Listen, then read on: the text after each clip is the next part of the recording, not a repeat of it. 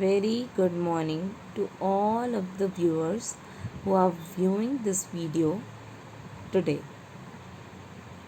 I hope all my students are happy and healthy at their homes and are really enjoying all my live classes as well as online classes.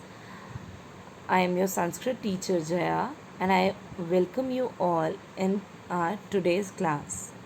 तो बच्चों, कैसे हैं आप सभी? मुझे पता है जब भी मेरी संस्कृत की क्लास होती है आप सभी बहुत ज़्यादा रुचि से मेरी सारी क्लासेस में भाग लेते हैं। तो आज की कक्षा का हमारा शीर्षक कोई और नहीं है, हमारी पिछली कक्षा से ही जुड़ा हुआ है। हमारी पिछली कक्षा में हमने आपका उत्तम पुरुष पढ़ा था, याद है आप सभी को? जी, उत्तम पुरुष उभयलिंगियों, यह पाठ हमने बहुत अच्छे से पढ़ा था हमारी पिछली कक्षा में। आज हम इसी पाठ का अभ्यास कार्य करेंगे, लेकिन अभ्यास कार्य करने से पहले हम इसकी शब्द शक्ति को पढ़ेंगे, क्योंकि बच्चों संस्कृत को पढ़ने का और समझने का वही एकमात्र तरीका है जो कि आपने अपनी बाकी भाषाएं समझने में और पढ़ने में इस्तेमाल किया था। जी हाँ, इसकी किसी भी भाषा को पढ़ने या समझने के लिए या उसे बोलने के लिए या उसका इस्तेमाल करने के लिए एक वोकैबुलरी की ज़रूरत होती है। वैसे ही संस्कृत को भी बोलने, लिखने या समझने के लिए आपको उसके शब्दों को समझना या जानना बहुत ज़रूरी है, और वो आप जान सकते हैं सिर्फ हर पाठ के शब्द शक्ति से। तो आइए हम पढ़ते हैं इस पाठ की शब्द शक्ति को। बिना समय गवाए कृपया आप भी अपनी किताबें खोल लीजिए। तो हमारा पहला शब्द शक्ति का शब्द है अस्मि, यानी कि हूँ। अब बच्चों ये ब्रैकेट में मैं क्यों लिखा है? क्योंकि आपको पता होगा अस्मि जो है वह अस शब्द का, अस धातु की उत्तम पुरुष एक वचन का विभक्ति चिन्ह युक्त धातु रूप है। तो अस्मि में इस वक्त जो अमी लगा है वह उत्तम पुरुष एक वचन के चिन्ह है, इसीलिए। और उत्तम पुरुष एक वचन में आपको पता है हमारा जो सर्वनाम शब्द प्रयोग होता है वह होता है अहम। तो अहम के साथ अस्मि लगता है, ठीक है। जैसे अहम अधुना पठति, या अहम के साथ जब भी कभी बताना हो कि मैं यह कर रहा हूँ या मैं यह हूँ, तो मैं अहम अध्यापिका अस्मि, मैं अध्यापिका हूँ। तो अहम और अस्मि का प्रयोग इसमें इस वाक्य में आप बहुत अच्छे से देख सकते हैं और समझ सकते हैं। अब अगला शब्द है वदावह। वद धातु है, बोलते हैं। कितने बोलते हैं? हम दो बोलते हैं। क्यों? क्योंकि आवह जो चिन्ह है वह हम दो के साथ प्रयोग में लाया जाता है। आगच्छावह, आते हैं या आने के लिए। तो हम दो, क्योंकि आगच्छावह है तो हम दो आते हैं। अगला है पतामह। पत धातु है, हम सब गिरते हैं। स्मः, हम सब हैं। जिग्रामः में जीग्र में घ्रा धातु है, जो कि परिवर्तनीय धातु है, इसलिए यहाँ पे जीग्र का प्रयोग हुआ है। तो जिग्रामः यानी सूंघते हैं, हम सब सूंघते हैं। नई धातु आपको मैंने पहले ही बता दी है, घ्रा धातु है जिसका अर्थ सूंघना होता है। अब चलिए चलते हैं अपने अभ्यास कार्य की ओर। तो हमारा पहला प्रश्न है, निम्नलिखित वाक्यानि शुद्धानि कुरुत। निम्नलिखित वाक्य को शुद्ध कीजिए। तो बच्चों आपको मैंने पहले ही बताया है, किसी भी वाक्य को शुद्ध करने के लिए सबसे पहले देखिए कि उसका क्रियापद और कर्तापद हमेशा सेम वचन, सेम विभक्ति और सेम लिंग में हो। तो अब चलिए देखते हैं। पहला हमारा वाक्य है वयम गच्छति। बच्चों आप ही बताइए, ती चिन्ह जो है वो हमारा लट लकार में कौन से पुरुष में और कौन से वचन में प्रयोग में लाया जाता है? जी बिल्कुल सही। ती चिन्ह हमारा प्रथम पुरुष एक वचन में लाया जाता है। लेकिन वयम का अर्थ क्या होता है? हम सब। और हम सब आपका कहाँ आता है, याद कीजिए। जी उत्तम पुरुष बहुवचन में। तो यहाँ पे इसका मतलब ती की जगह कौन सा चिन्ह आना चाहिए? उत्तम पुरुष बहुवचन का। तो याद कीजिए मेरे साथ, लट लकार के उत्तम पुरुष बहुवचन में क्या आएगा? सोचिए, गच्छामः। ठीक है बच्चों, वयम गच्छामः। अब बच्चों एक बात ध्यान रखिएगा, आपका गच्छति था, लट लकार में चिन्ह थे, तो इसीलिए लट लकार का ही प्रयोग होगा। अगर यहीं पे गच्छति की जगह गमिष्यति होता तो आप गमिष्यामः लिखते, ना कि गच्छामः। क्यों? क्योंकि उस वक्त लट लकार का प्रयोग हो रहा होता। अगला वाक्य देखिए, सा पठन्ति।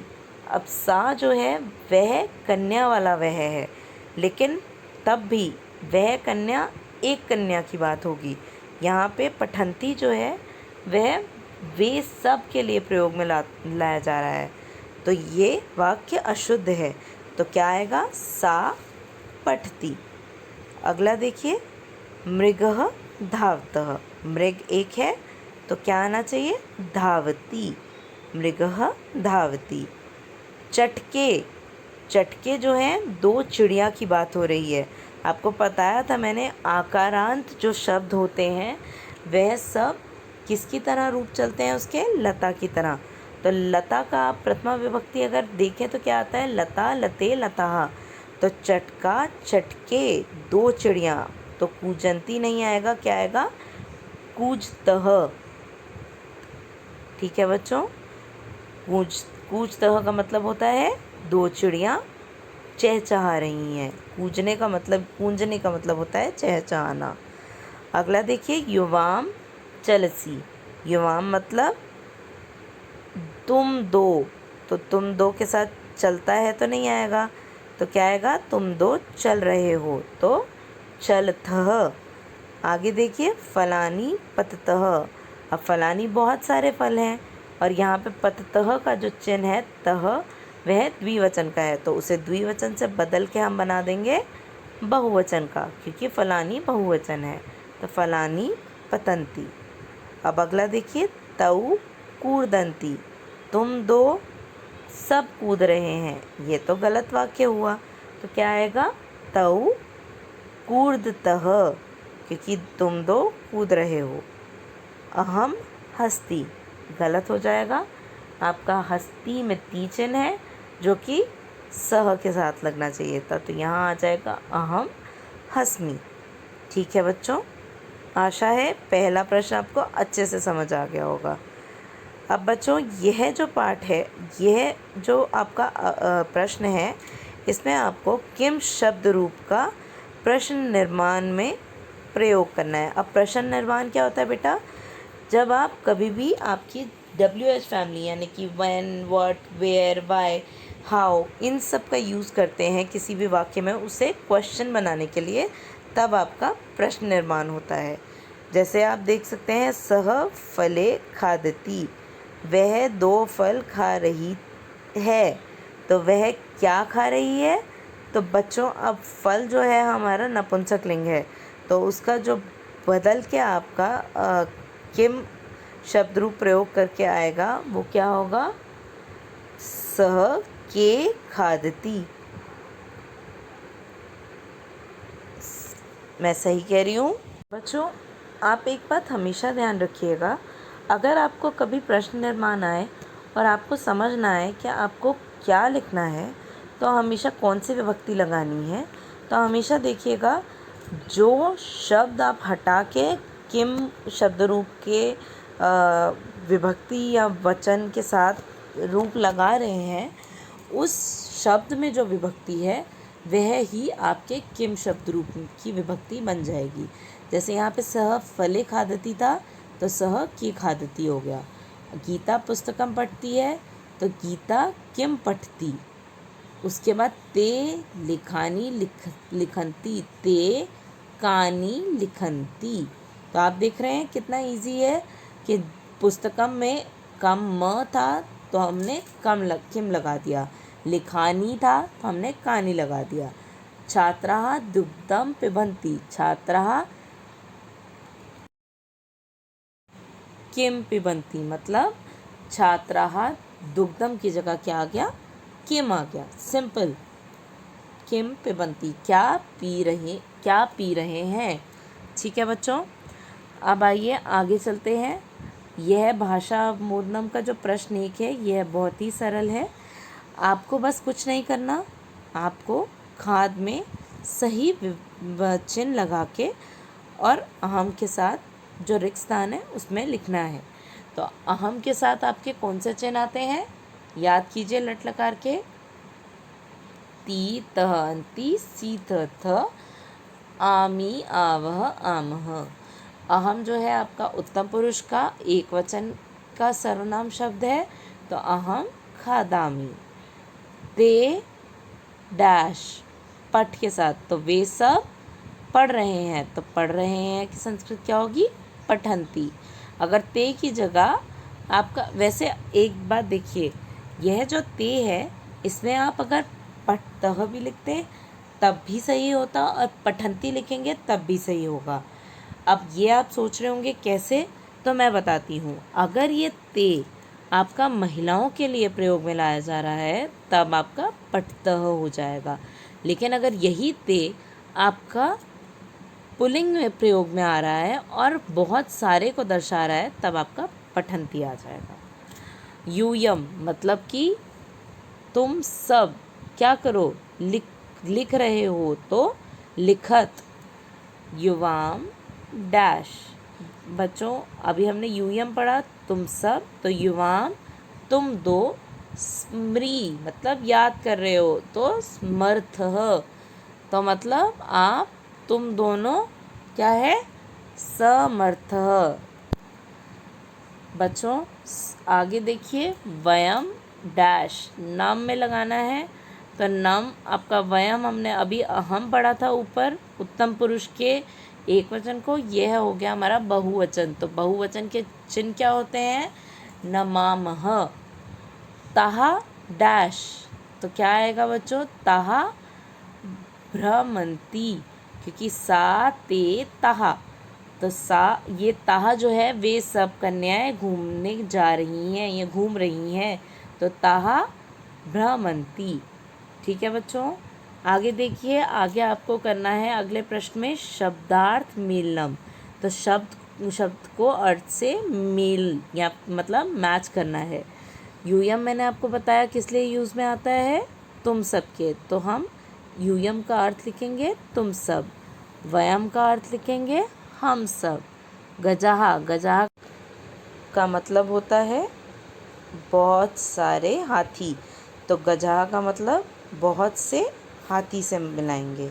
सेविके मतलब जो आपकी शी सर्वेंट्स होती हैं, तो उन्हें क्या लिख देंगे, या जो सेवा में जो 2 महिला सेविकाएं होंगी, तो 2 सेविकाएं। पत्रानी, पत्र जो शब्द है वो पत्ते के लिए प्रयोग में लाया जाता है, लेकिन पत्रानी है तो यानी कि बहुत सारे पत्ते या फिर पत्ते। ते, अब इसमें देखिए बच्चों आपको स्त्रीलिंग ब्रैकेट में दिया है, तो इसीलिए यह ते द्विवचन वाला ते है, तो यहाँ पे इसे हम जो मिलाएंगे वे 2 स्त्रियाँ से। ठीक है बच्चों, आपका प्रश्न 2 शब्दार्थ मेलनम भी आशा है आपको समझ आ गया होगा। अब आता है अगला प्रश्न, हमारा आखिरी प्रश्न, रिक्त स्थानेषु क्रिया पूर्ति कुरुत। रिक्त स्थान जो आपके blanks fill in the blanks दिए हैं उन्हें आपको जो आपका दिया हुआ है उसके अनुसार पूरा करना है। जैसे कि पहले में आपका है गच्छामी, तो यानी कि ये गम धातु के उत्तम पुरुष की लाइन है, तो इसीलिए गच्छामी एक वचन में है, तो आपका द्विवचन बहुवचन क्या होगा, गच्छावह गच्छामह।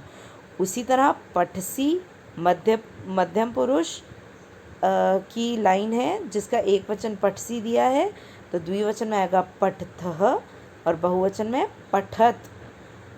अब देखिए आपको द्विवचन का धावतः दिया है, तो बच्चों आपको ध्यान में होना चाहिए हमारा तह जो है वो प्रथम पुरुष के द्विवचन में आता है, तो मतलब यह प्रथम पुरुष की लाइन है, मतलब धावती, धावतः, धावन्ति। उसी प्रकार बहुवचन में क्रीडंती है, तो इसका मतलब आपका प्रथम पुरुष की ही लाइन चल रही है, तो क्रीडति, क्रीडतः, क्रीडन्ति।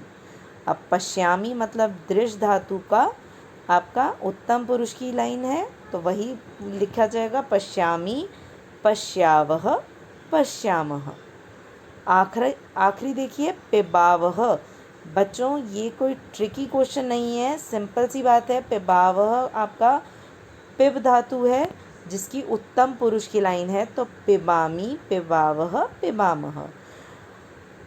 आशा है आपको यह रिक्त स्थानों की पूर्ति भी अच्छे से समझ आ गई होगी। अब बच्चों मैं आपको इसकी PDF आप लोगों के साथ शेयर करूँगी, आप उसमें से देख के अपना बचा हुआ कार्य पूर्ण कीजिएगा। और अगर आपको कुछ भी ऐसा लगता है जो समझ नहीं आया तो कृपया करके मुझे बताइएगा, मैं आपको अगली कक्षा में वह अच्छे से दोबारा समझाऊंगी। अभी के लिए आप यह कार्य अपनी पुस्तक में और अपनी कॉपी में पूर्ण करें। मैं आपसे इजाज़त लेती हूँ। नमस्कार।